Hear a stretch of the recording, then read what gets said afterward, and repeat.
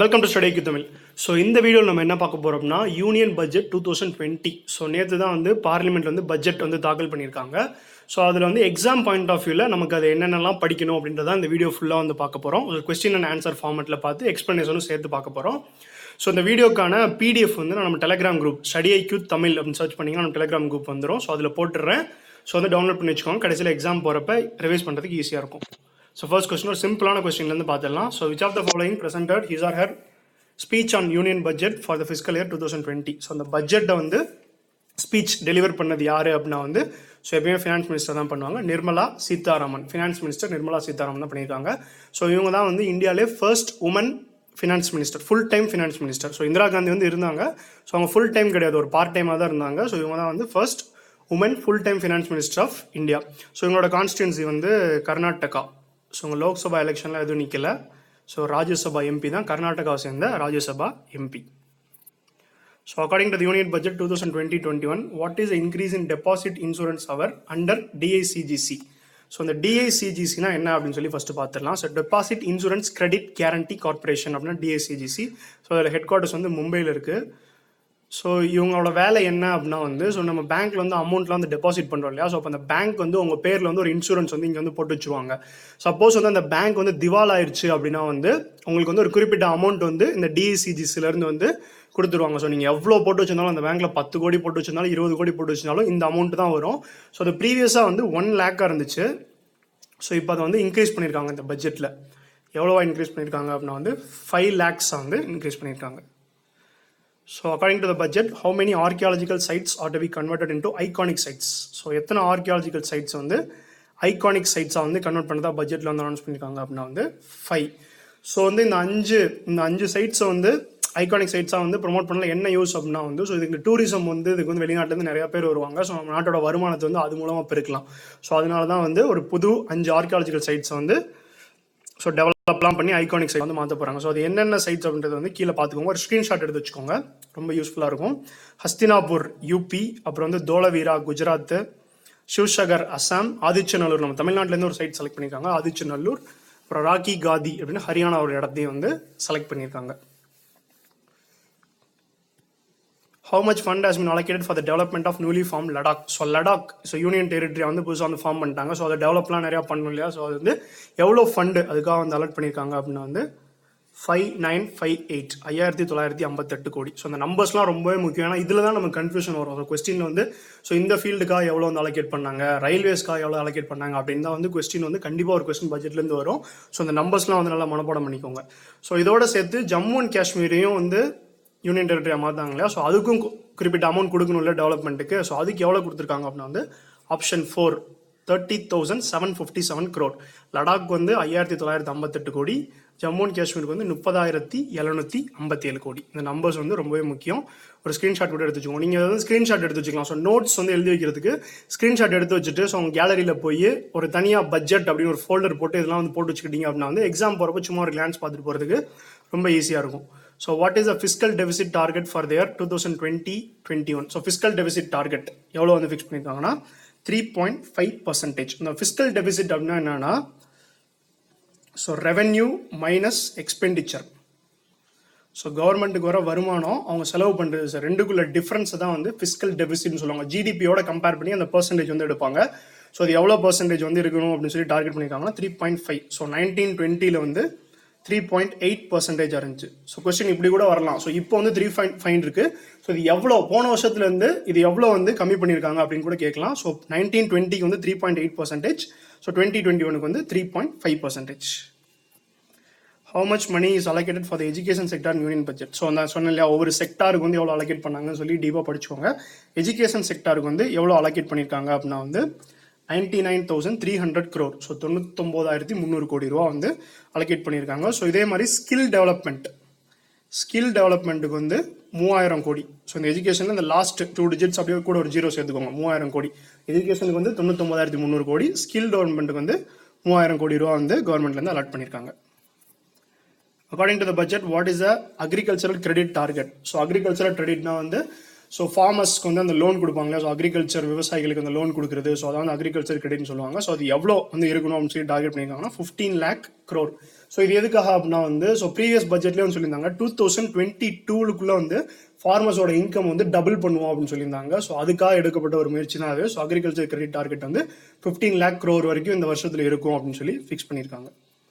According to the Union budget, India is a dash largest country in the world in terms of GDP.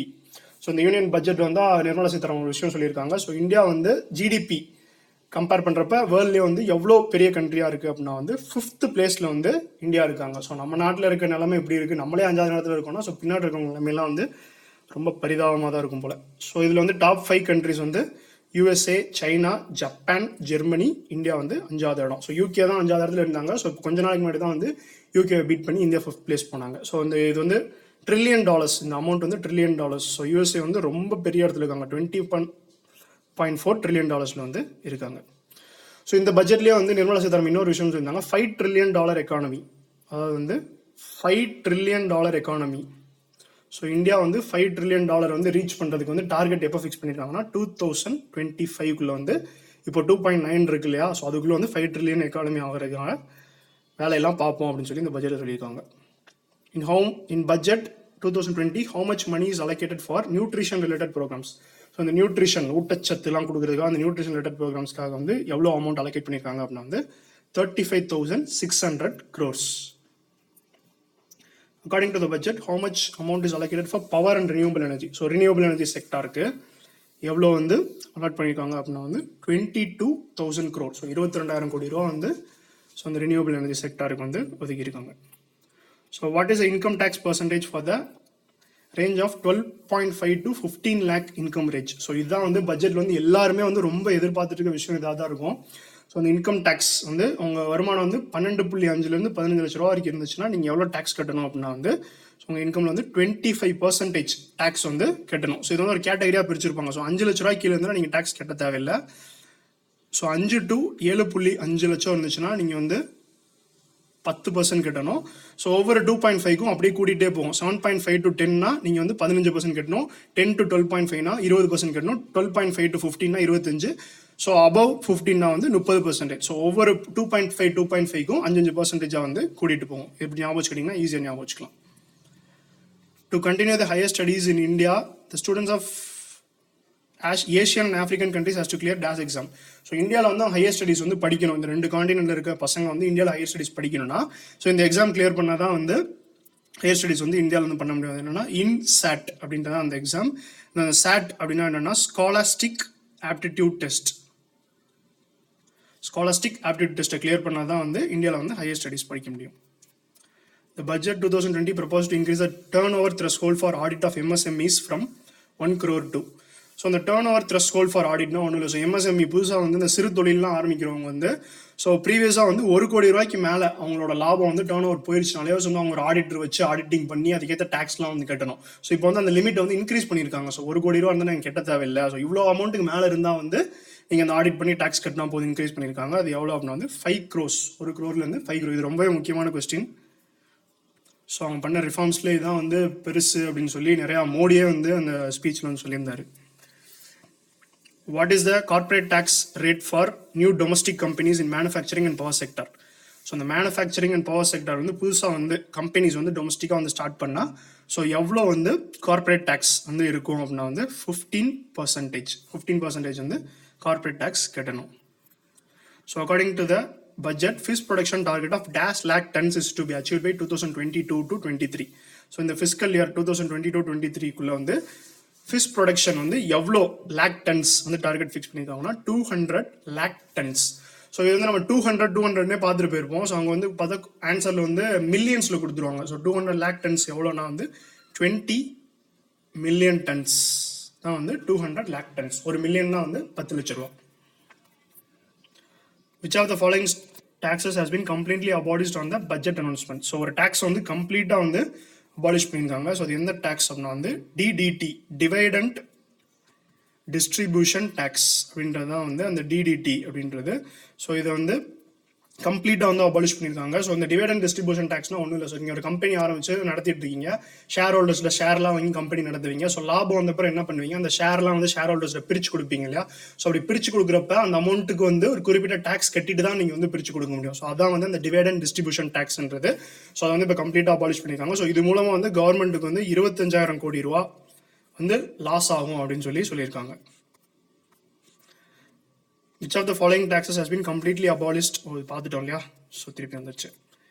So budget proposal has announced to spend dash crore toward the welfare of scheduled castes and other backward classes. So SC candidates OBC இருப்பாங்களா, so அவங்களுக்காக ஒரு வெல்ஃபேருக்காக வந்து எவ்வளோ amount வந்து பட்ஜெட்டில் ஒதுக்கியிருக்காங்க அப்படின்னா வந்து 85,000 crores. So 85,000 கோடி ரூபா வந்து அவங்க வெல்ஃபேருக்காக ஒதுக்கியிருக்காங்க. இந்த ஆப்ஷன் 2 53,700 கோடி இருக்கு இல்லையா. ஸோ இது யாருக்காக அப்படின்னா வந்து எஸ்டி ஷெடியூல்டு ட்ரைப்ஸ் இருப்பாங்க இல்லையா. ஸோ அவங்களுக்காக வந்து 53,700 கோடி ரூபா வந்து ஒதுக்கியிருக்காங்க.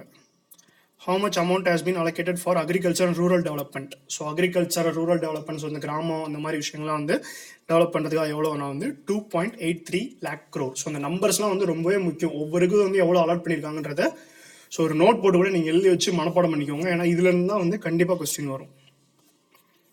In order to supply perishable goods, Indian Railways to set up dash across the country so that goods can be transported quickly.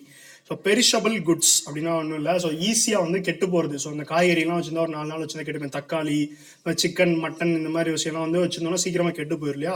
So அதெல்லாம் வந்து டிரான்ஸ்போர்ட் பண்ணுறதுக்காக வந்து இந்தியன் ரயில்வேஸ் வந்து என்ன செட்டப் பண்ண போகிறாங்க அப்படின்னா வந்து கிஷான் ரயில் அப்படின்னு சொல்லி ஒரு சர்வீசஸ் வந்து செட்டப் பண்ண போகிறாங்க. ஸோ அந்த ட்ரெயினில் வந்து ஃபுல்லாக வந்து இந்த மாதிரி பெரிஷபிள் குட்ஸ் தான் இருக்கும். ஃபார்மர்ஸ் வந்து விளைய வச்சு ஸோ அந்த மார்க்கெட்டுக்கு வந்து ஸோ அழுகி போகிறதுக்குள்ள வந்து சீக்கிரமாக கொண்டு போகிறதுக்கு தான் வந்து அந்த கிஷான் ரயில் அப்படின்றது வந்து ரயில்வேஸ்லேருந்து கொண்டு வர போகிறாங்க. ஸோ இது பட்ஜெட் லான்ச் பண்ணியிருக்காங்க. ஸோ அந்த ட்ரெயினில் என்னென்னலாம் இருக்குன்னா ஒரு ஃப்ரிட்ஜு, எல்லா கம்பார்ட்மெண்ட்லையுமே ஃப்ரிட்ஜு அழுகி போகாமல் இருக்கிறதுக்காக வந்து ஃப்ரிட்ஜு ரெஃப்ரிஜரேட்டர் ஃபெசிலிட்டிலாம் வந்து வச்சு அந்த ஃபார்ம் மார்க்கெட்லேருந்து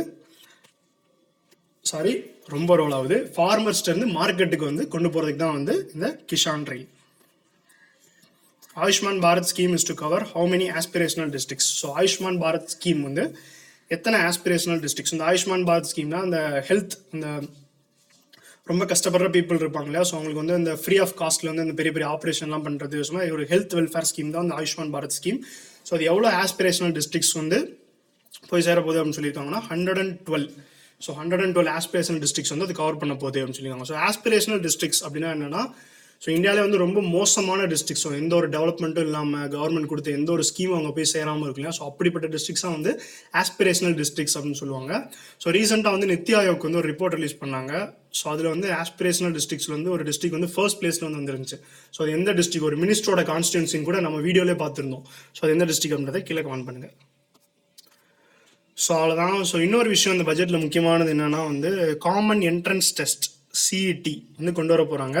ஸோ இந்த காமன் என்ட்ரன்ஸ் டெஸ்ட் எதுக்காக அப்படின்னா வந்து ஸோ இந்த நிறைய எக்ஸாம்லாம் வந்து ரிசல்ட்ஸ் வர ரொம்ப லேட் ஆகுது. எஸ்எஸ்சி ரயில்வேஸ்லாம் பார்த்தா எக்ஸாம் நோட்டிஃபிகேஷன் போட்டு கரெக்டான டேட்டில் நடக்கிறது இல்லை. ஸோ எக்ஸாம் ரிசல்ட் ரொம்ப லேட் ஆகுது. ஸோ இதெல்லாம் வந்து ஓவர் கம் பண்ணுறதுக்காக வந்து எல்லா எக்ஸாமுக்கும் பேங்கிங், ரயில்வே, எஸ்எஸ்சி எல்லாத்துக்குமே வந்து காமன் என்ட்ரன்ஸ் டெஸ்ட் அப்படின்னு ஒரு எக்ஸாம் நடத்த போகிறாங்க. ஸோ இது யார் மூலமாக நடத்த போகிறாங்க அப்படின்னா வந்து NRA, national recruitment agency. So இப்போ எப்படி ஐபிபிஎஸ் வந்து பேங்க் எக்ஸாம் நடத்துறாங்களோ ஸோ இது மாதிரி நேஷனல் ரெக்ரூட்மெண்ட் ஏஜென்சின்னு ஒரு கமிட்டி ஃபார்ம் பண்ணி அவங்களுக்கு கீழே வந்து இந்த காமன் என்ட்ரன்ஸ் டெஸ்ட் நடக்கும் அப்படின்றதும் நிர்மலா சீதாராமன் வந்து இந்த பட்ஜெட் ஸ்பீச்சில் வந்து சொல்லியிருந்தாங்க.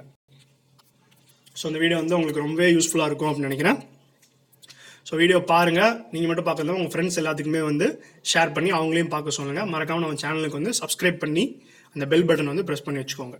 நன்றி.